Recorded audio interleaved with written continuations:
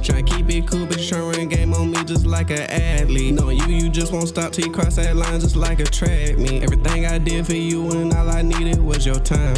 Heard you threw dirt on my name, bitch, you must be out of your mind. Roller don't tick, it's frozen. Ice on my neck, but my name's still golden. How many shots you told? 30. Omar. It's called Keith Lee Ruined His Restaurant in 24 Hours. If you guys didn't know, Keith Lee went to the Tendernism guy's restaurant, and then it made everybody figure out that like the restaurant owner, like the Tendernism guy, ain't the owner. He ain't even the cook, but they used this motherfucker like a mascot dancing for the white man, essentially.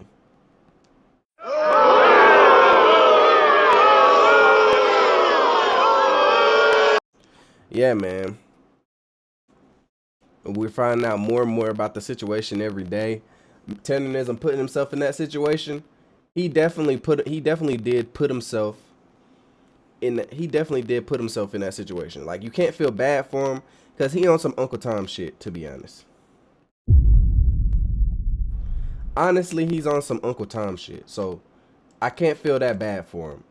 But it is still crazy to see, man. Even though it's some Uncle Tom shit, nobody likes to see no coon shit, bro. Nobody. I don't know if y'all know the full story about that shit too. Like, apparently Mr. Tendernism, like, this nigga apparently, like, originally their shit was a coffee shop. How do we get from coffee to barbecue? We'll get there.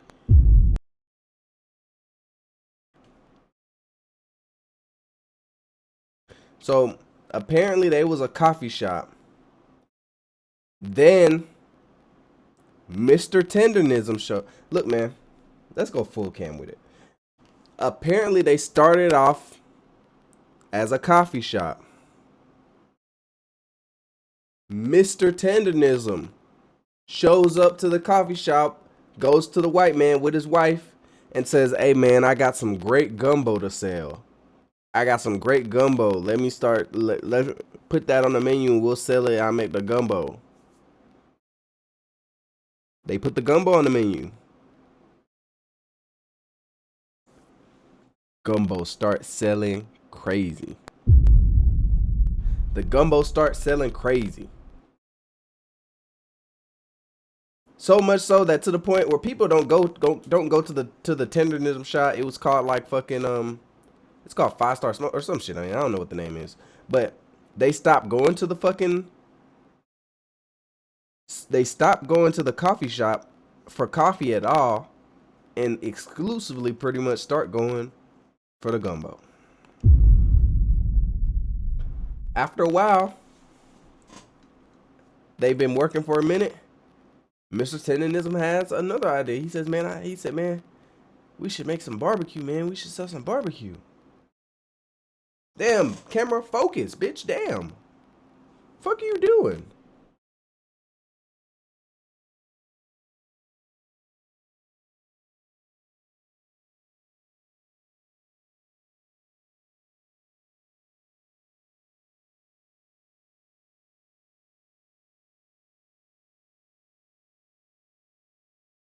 Hold on, man. God damn. Fucking on my goddamn story. Because the camera can't stop focusing.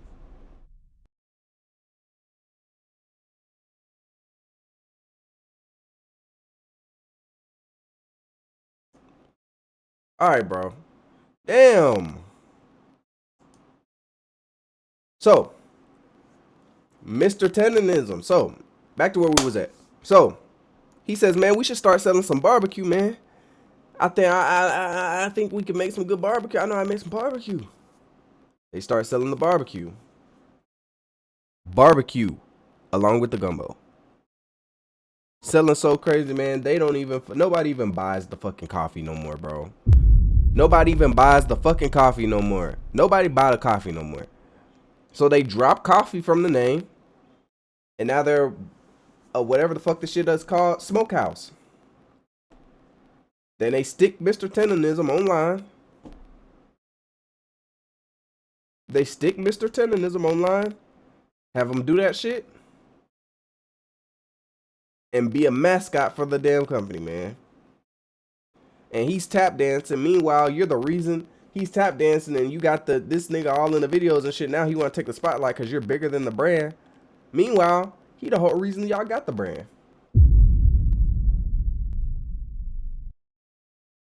Shit crazy. And that's the story of professional athletes. I know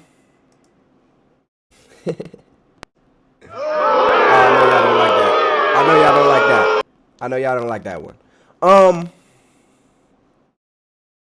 But yeah, so that's the story with that. So recently, all that shit came to head when Keith Lee got to their restaurant, and then he tried to give Mr. Tendernism himself like a couple bands, and the owner was like, "No, they need to go to the restaurant."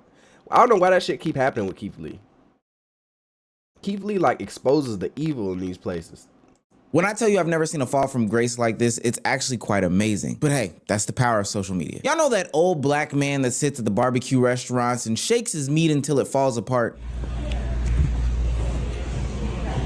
I tried telling y'all about tendernism. But let me see. Do that look like I'm playing?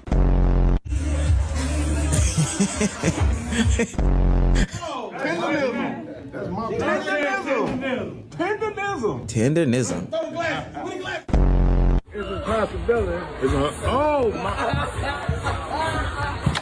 I tried telling you. Shake it like a sock.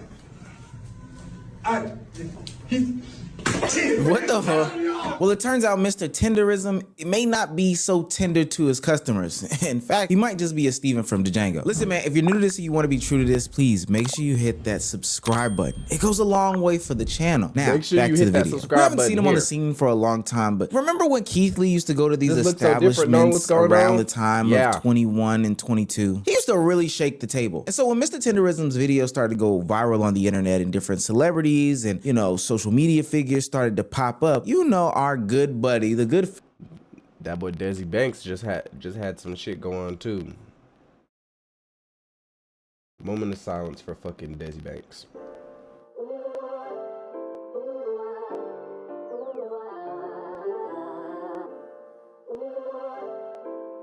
Got caught fucking with them JOOS, man. Got caught fucking with them JOOS, man.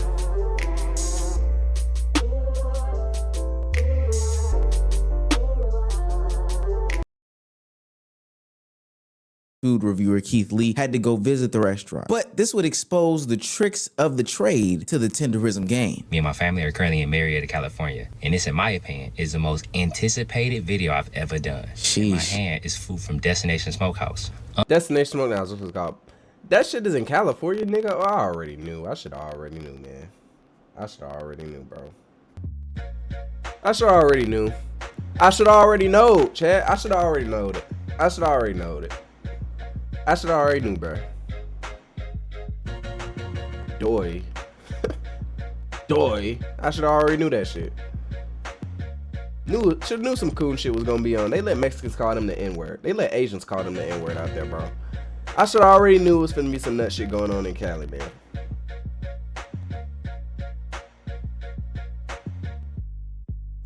With the tenderism. My whole mission today to see, in my opinion, is the food actually tenderism, or do I just love watching Unc? Let's find out together. I got it. Let's try it. Let's ready 1 through 10. Spent $129.77. Sheesh. My family said it was very good. We gonna start with what I came here for. That beef rib. I didn't touch it. I didn't do nothing. This how it came.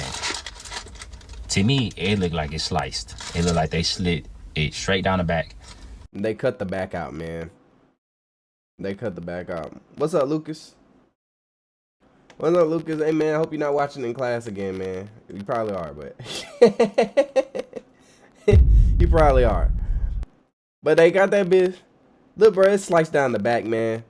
Keep Lee exposing all the secrets. This shit is bad. So when I pick it up... I ain't watched this video. That's what happened. Oh, And see if it fall off the bone. Well, there ain't no bone in here. I'm gonna just see if it fall apart. It do not. Oh, yeah. This thing ain't going nowhere. Appreciate So we were that you lied fuck to the with whole song, time. bro. The meat ain't really tender. He's cutting the meat. You know, I never felt this lied to about a online personality and the products that they have since the strawberry mint growth oil guy. You know, the guy that told us to brush 15 Man, the strawberry mint hair growth oil guy, man, it's just hair growth oil, man. He's balding. It ain't gonna fix the balding on the song. It ain't gonna fix the balding on his shit, man. If you was dumb if you thought strawberry mint hair growth oil was finna fix some balding.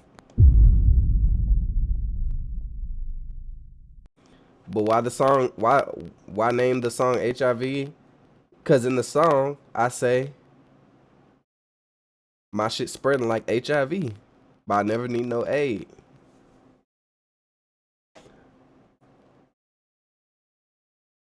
But, bro, strokes an angle, do not miss an angle, and then ultimately to come to find out he was doing nothing but going to Turkey to get his hairline filled in. No, he went to Turkey after the strawberry mint hair growth oil shit. Like, he went to Turkey because it wasn't working. You probably need to go to Turkey. On a serious note, that's not what's important at all. That might be hate. Keith Lee gave a favorable review, said that this was a worthwhile place. The food was good. 8 out of 10. For me, the standout was absolutely the Oxtail. But past Oxtail, the standout is Unk. Not only, in my opinion, is it extremely hard to get people engaged like that, to show your true personality, to be yourself, no matter how fast things take off in the space. I don't think he intended for it to go the way it's going. Now, although his meat wasn't as loose as advertised, Keith Lee did what he normally does in these situations where he does find a good restaurant that he's about to honestly boost into another stratosphere. He goes in and he tips the people very generously. Upon going in and attempting to tip Mr. Tenderism, aka Uncle Steven, a good amount of money, this is where the curtain starts to fall down on the whole Tenderism empire. I'm personally taking $5,000 out of my own bank, and we going to say happy holidays to Unk. So, update. We could not get to Unk. Security said it was over with for the day. They said that he was filming something. I believe he was filming a podcast. We had $5,000 in cash, or $4,000 in cash that we was gonna give him a hand. They didn't take it, so we're not only gonna take this money and feed some people, but we just gonna do what we feel like we're supposed to do in the community. And as always, after this, I pray and hope that they continue to reach their target audience. Now, W. Keith Lee as always, and this could all be swept under the rug as a total misunderstanding. But when we see the response from the restaurant, it has everybody asking one question and one question only. Circumstances that happened after the fact with other people that he talked to that opened our eyes up to why he probably felt the way that he did. Even the way that he approached it, he didn't ask for anybody else. There's a lot of people visible on social media to offer a tip. Wait, who is that white man? That's right, Mr. Tenderism, the old man that shakes his meat on the internet. Why the white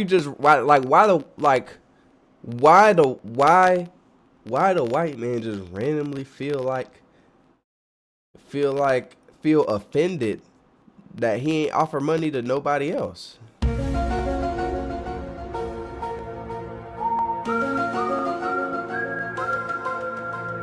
Y'all ain't the one who built all this shit. Mr. Tendernism is.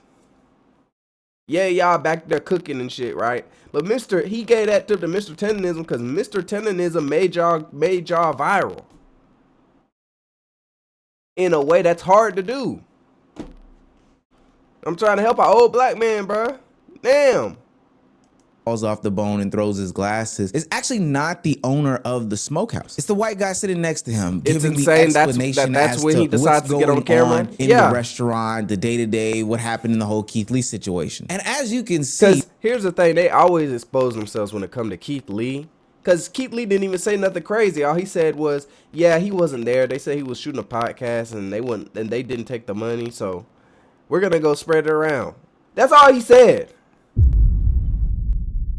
That's all he said, is that they said he was off filming a podcast and wasn't there to take the money, so we're finna go spread it around. Y'all made it something totally different. Y'all got this big bitch ass nigga in the background looking like a fucking dollar store ass fucking Suge Knight in the back, holding his hands like this, nigga, like he really gonna beat some shit up, nigga. Nigga, you slap him, nigga, I know he's soft as sugar. I know he's soft as sugar. I can look at this nigga. Sometimes nigga just be being nigga. This nigga right here got baby fat, nigga. This nigga got baby fat, man. And he in the back like he just a threat, nigga. Sit your ass the fuck down. Mr. Tenderism in this video looks like a droopy dog. And not only are people upset that Mr. Tenderism isn't the actual owner, I mean, it would be like finding out that the Tooth Fairy isn't real. It's painful, but it's something that we can, you know, rise above. Omar, yeah, it's spinning, ain't it? Pissing them off is the explanation from the owner about Mr. Tenderism's involvement. Trust me, it gets really, really strange from here on out. Some circumstances that happened after the fact with other people that he talked to that opened our eyes up to why he probably felt the way that he did. Even the way that he approached it, he didn't ask for anybody else. There's a lot of people visible on social media to offer a tip. There's a lot of people visible on social media. No, bitch, we only seen him. Clearly, bitch, we know. You guys are aware. We only seen him.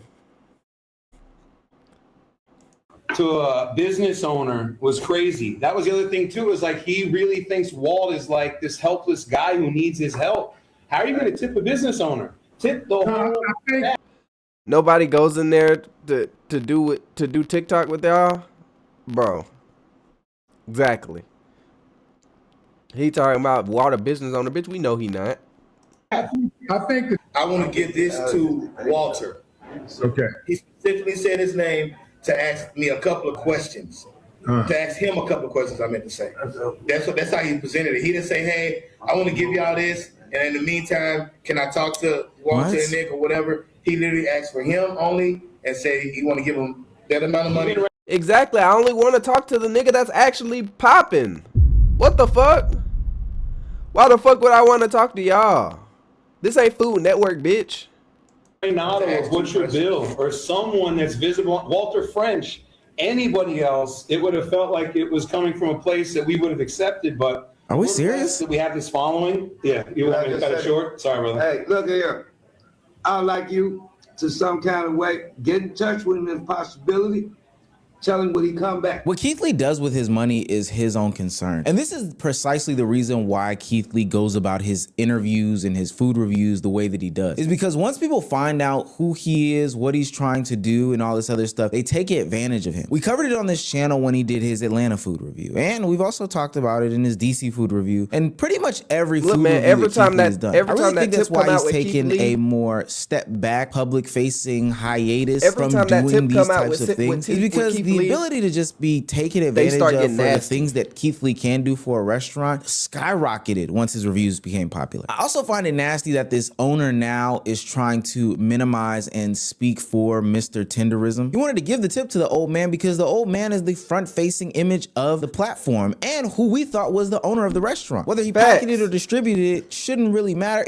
None of the excuses that he gave matter. And now what's interesting about this whole situation is because based off of the fame, based off of the notoriety that the restaurant is getting, and based off of the fact that he understands, the owner that is, that Mr. Tenderism is going around as the brand on the internet for this restaurant, he's decided to now place himself in every single one of the future videos going forward. People thought the worst part was that Unc wasn't the restaurant owner. It wasn't. The real outrage is that the term tendernism was trademarked by the restaurant owner. What we are witnessing is an old black man being used as a mascot for another man, white man's restaurant. And let's be honest, after seeing all those viral videos of the meat falling off the bone, anybody would want to try it. It was tendernism that made this restaurant explode online. Yeah. People come to see him. Keith Lee came to see him. The viral fame, the business, the buzz that came from Unc, not the owner. But when Keith tried to leave a $4,000 tip, security stopped him, saying Unc was too busy. What made people even angrier was the owner's response afterward.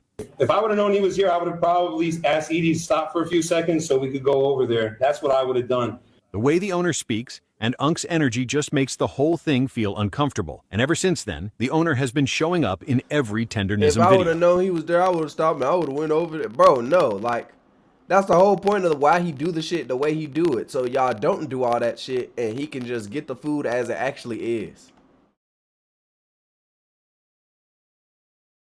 Now, the restaurant is getting canceled, with people saying the owner mistreated Unc. Now, instead of trotting out that knock-kneed Negro, you are bringing yourself onto the scene and onto the stage because you see what type of fame and notoriety he's getting. Now, I can't judge their personal relationship, but I can't know what's going on. But it's kind of nasty that the owner of the restaurant trademarked the phrase and saying that this older black gentleman made up. And it's also strange that they go from no commercials with this white guy to now all of the commercials, all of the social media posts, all of the blog postings are with this guy, effectively taking out the authentic feel of what's going on. For a lot of people, Mr. Tendernism reminded them of their uncle at the barbecue, you know, their grandfather at the fish fry, that one guy that's at the side of the road of the combination BP vape shop, barber shop that has the grill out front that, you know, does his own little shake meat interpretation. And even if you look at the past videos and stuff like that, this looks like an authentic situation going on built off of the back of, you know, the old man in this situation, Unc. Man, look here, we gotta do something, man.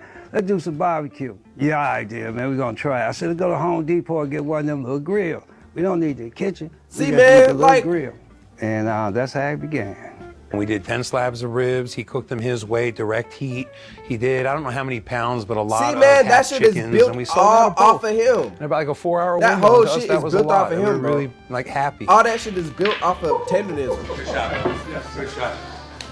But as we look more into it, it was his idea to go ahead and barbecue, his cooking methods, most likely his labor as well. So what did you really bring? Probably the financials, but why do you feel like you have to be so front-facing? Now the internet is worried about this seemingly narcissistic owner and how he is dealing with Mr. Tendernism because they feel like he's being exploited. I had a wonderful woman come up to me today and she stopped me. I was at the soda machine and she's like, how does it feel to change the world? Ain't nobody come here to see you. Ain't nobody stop you, nigga. Bitch ass nigga. Bitch ass cracker. Crack ass cracker. Ain't nobody stop you. And I bet he ain't getting paid or treated like it was his idea. I know he ain't. They giving him a little bit of bread, man. Nobody say that to you. How does it feel to be changing the world? You're making barbecue, bro. Come on, stop it. Now all of a sudden when the black community don't want to support Destination Smokehouse, now you're making a video pretty much saying like, hey, I ain't racist, guys. Nobody said you're racist. You said you're capitalizing off of black business when it is not black owned, and we see the jig that is going on, and the jig is up. And then you got Tendernism sitting in the back of your video like a fucking prop, and it's given to Django. Look, man, Mr. Tendernism can't be saved, y'all. That man bought Mr. Tendernism. And I'm from Alabama. I'm so used to seeing older black men be that way towards their bosses and their masters. And y'all wonder why I'm so aggressive. Let me tell you why. That's what I saw growing up. That's why I don't look up to no old. Look, man, he gotta be from Birmingham or some shit, nigga. I ain't grow up seeing that. I ain't grow up seeing that one. I ain't grow up seeing that one. The people who like that I know are from Mississippi. The black men, I can't tell you. Not or one even Montgomery. I'm looking up to, cause that's how I saw them act back in the day. That's all. Come on, man. Mr. Tendernism. You done been bought.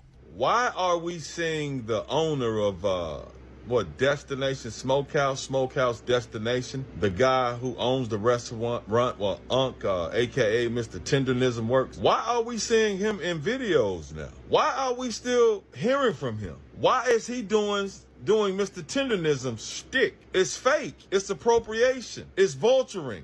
It's copying. We've seen this happen far too many times. Mr. Tendernism, I'm not even talking to him anymore because apparently he loves being in that position where his talent and all that just being used and abused and taken advantage of. So the owner was in the comments like, Walt is an employee. He's a trusted employee. Like he was a house nigga. Like he's a trusted employee. He's a loved employee. We value him, but he's still an employee. He said nothing about being a partner, nothing about no 50-50. As a matter of fact, I don't know if the video is still there, but the owner had asked Walt, did he want to be an owner? Did he want his own restaurant? And Walt kept saying no, that this was good enough for him, helping his brother. all in the videos like Suge Knight. Oh, so it is clear. I watched a Quentin Tarantino movie about this same type of topic. It featured a man named Django. Leonardo DiCaprio was Mr. Candy, and there was one black guy, Samuel Jackson. His name was Steven. The reason why this bothers me is because post George Floyd, well, really in that whole era, there was an uptick of black business support. There was an uptick in a lot of other business supports, people praising their intersectionalities and their identities and, boosting that to the forefront as a way to advertise their business. But I'm speaking about black businesses at this point. And as a black person, we know how this goes. Hell, as a consumer of food, we know how this goes. I like any restaurant, but if I hear that it's black owned and I hear that black people are making the food, I'm more inclined to go there, especially when it's something that psychologically I link to a certain type of person. I want to go into the Mexican food place and see Mexicans making the food. If I go to the Chinese place, I want to see Chinese people making the food. It just kind of lines up like that. If I go to the... See? Guys, y'all be trying to put that R word on me. I'm just like everybody else, man. Y'all be trying to put that R word on me. I'm just like everybody else. Everybody else think just like me, man. Everybody else think just like me. When I walk up in that restaurant, if it's a Mexican restaurant, I want to see... Oi, papi!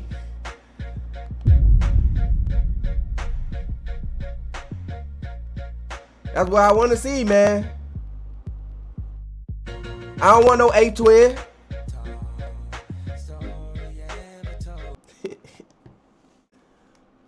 Italian restaurant and see anybody else besides an Italian back there in the kitchen, it's gonna make me a little weary. Not that I won't eat the food, but it's gonna make me weird. Nonetheless, propping yourself up as a black owned and black... That too, man. Hey, man. See, I'm glad, bro. I'm just so glad, bro. I'm glad I'm not the only person thinking like this, bro. When I go to that Italian restaurant, I want to see a Mamma Mia back there, man. When I go to that Mexican restaurant, I want to see ay papi, oh, come on, da, da, da. Alright, when I go to that motherfucking Chinese restaurant, nigga, I want to see that Komanji, nigga, I know what I want to see, bro. When I go certain places, man, I want authenticity with my fucking food, man. I want the authentic food, bro. I know what I want.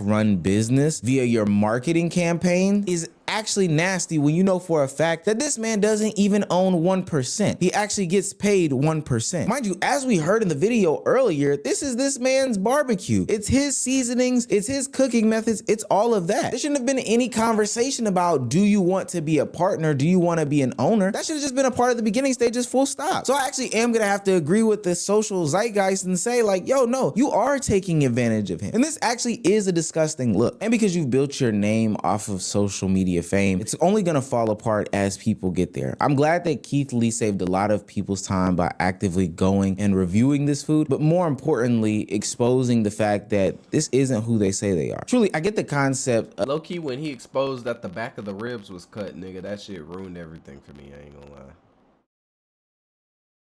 It ruined everything when the back, like, bitch, how you gonna cut them goddamn ribs?